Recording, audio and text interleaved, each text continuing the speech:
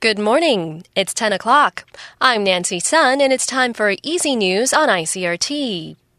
Looking at the main stories from here in Taiwan this morning, the TAIEX opened down 16 points from Friday's close at 8,371 on turnover of 2.5 billion NT.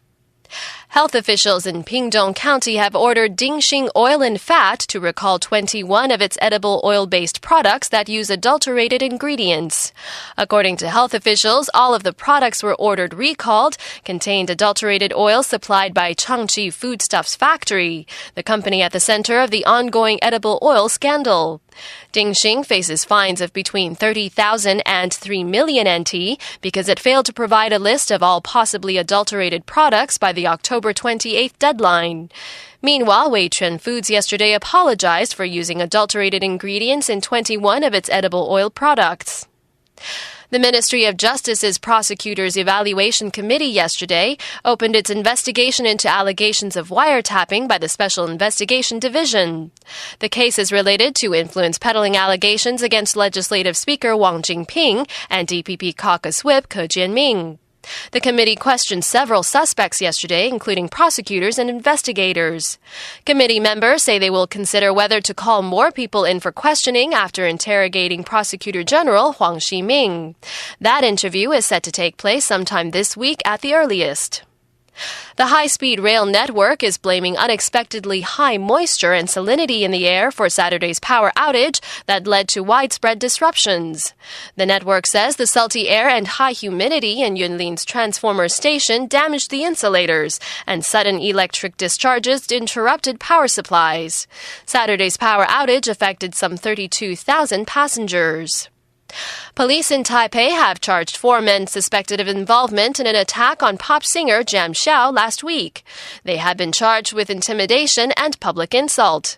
Police say 2 of the suspects hurled feces and urine into Xiao's car when the singer was heading to work. They missed Xiao and hit his driver. The 2 other suspects were allegedly monitoring the attack from a nearby car. In international news, U.S. Secretary of State John Kerry is defending what Middle Eastern nations are seeing as a failure of leadership by the United States on Syria. Their open frustration comes as a key Syrian rebel leader quits, underscoring the fractures in the opposition. Our Washington correspondent Priscilla Huff has more. In Nigeria, a stampede at an all-night church vigil has killed 24 people and injured 17 in the country's southeast Anambra state.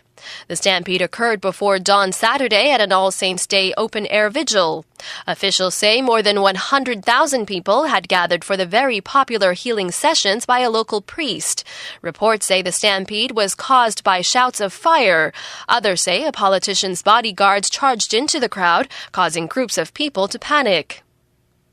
The military commander in China's restive western province of Xinjiang has been stripped of his Communist Party position. This comes less than a week after a fatal attack in Beijing blamed on Muslim Uyghurs who make up a large part of the population in Xinjiang. General Peng Yong was removed from his post as a member of the Xinjiang Standing Committee of the Chinese Communist Party. Authorities did not provide a reason for the dismissal.